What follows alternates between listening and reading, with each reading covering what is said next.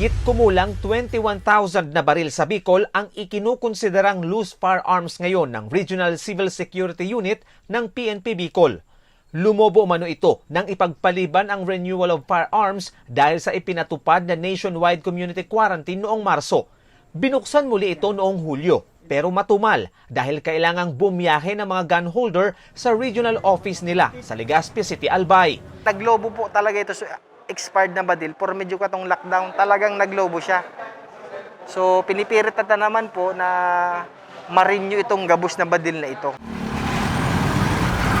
Kaya, inumpisahan ng PNP Bicol at NBI sa Iriga City, Camarines Sur ang registration caravan kung saan mapapadali na ang application at renewal ng License to Own and Possess Firearms o LTOPF. Nagkaigwa na po kita ng konsepto ng one-stop shop na kita.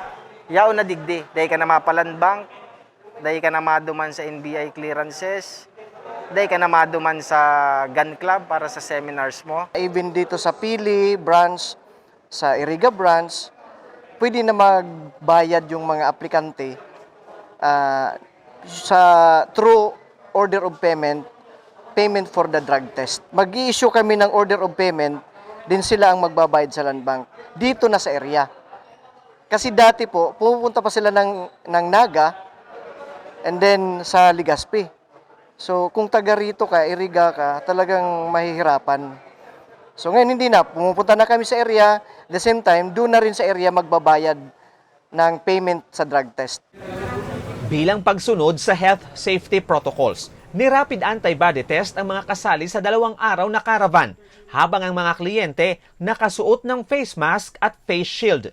Isa sa 146 na nakinabang sa aktibidad, ang policewoman na si Staff Sergeant Cherry Narceda ng Camarines Sur 1st Police Mobile Force Company na mula sa bayan ng Pili.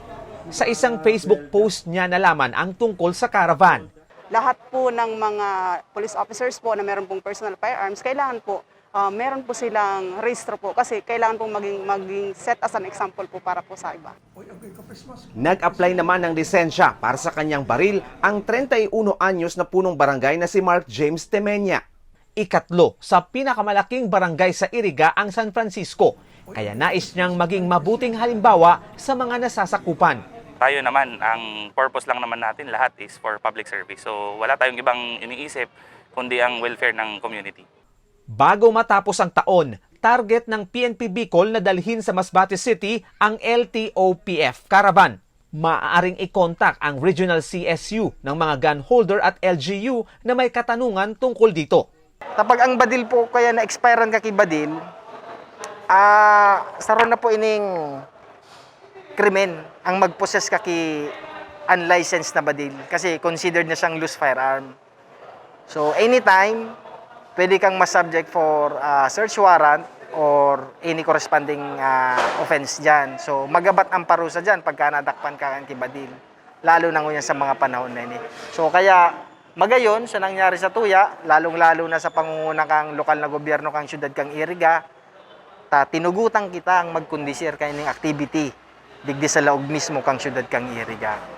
Ayon pa sa PNP Bicol, makatutulong rin ang caravan sa ninanais nilang tahimik at maayos na halalan sa taon 2022.